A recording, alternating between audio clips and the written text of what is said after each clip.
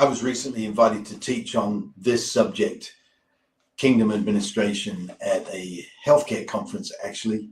And it just reminded me as I taught that there's a lot of things around this subject that can so easily be misunderstood and overlooked. And so I wanted to just take a moment and tell you about this book, which is actually one of a series of 4, and workbooks go with them. So you can work through as a team each of the books with a workbook. I very tidily produced 13 chapters. So it's a 1-year, 52-week course for a team. Probably only take half to 3/4 of an hour a week for a team just to work through this subject. So what is this subject? What am I talking about when I say mastering kingdom administration? Honestly, so often overlooked in the church. To be honest, sometimes it can be viewed as a non-spiritual task. And those that have various jobs, clerical assistant jobs, administrative assistants, can very easily beat themselves up both inside the church and outside of the church, and have that false belief that the gift of administration is a secular and second-class gift. And that couldn't be further from the truth. And that's what I unpack in Mastering Kingdom Administration.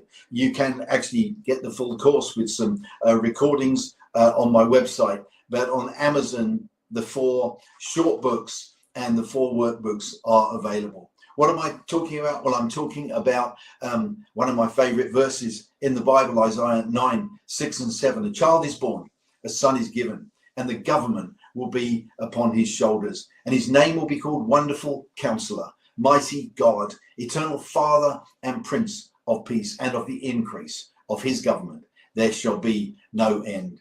And I take a look at some of the key elements of the gift of administration. Firstly, the government, as we see, is on the shoulders of a son. And therefore, the whole journey that many of us have been on in recent years of identity is closely related to government leadership. In fact, in many respects, I would say that administration is where management and leadership and the spiritual truly meet together. And one of the other things that I always like to talk about is that Moses, the great transition leader of the Bible, led that 1 million+ people from Egypt to the wilderness and, of course, to the gateway of the promised land, although he never got to go in himself. But Moses understood something, and administrators, which to be honest includes everybody from the administrative assistant, the event planner or manager, right the way through to all the CEOs, CFOs, COOs of our world.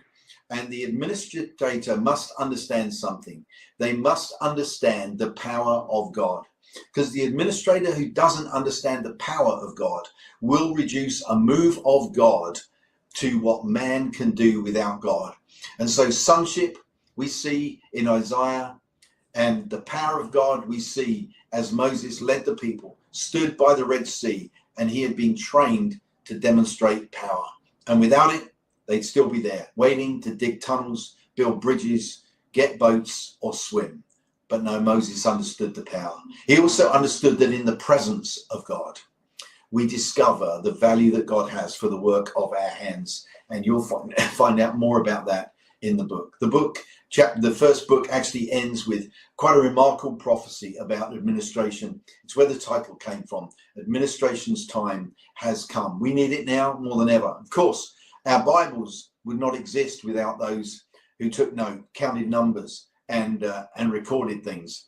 Administrative type tasks, you may think, but they result in us experiencing the word of God. And I believe that moves of God, revivals, really, in order for them to be revivals that never end, they need to be stewarded, led, and managed by men and women who understand the true gift of government, the gift of administration. Kubernesis in Greek, to steer towards the vision.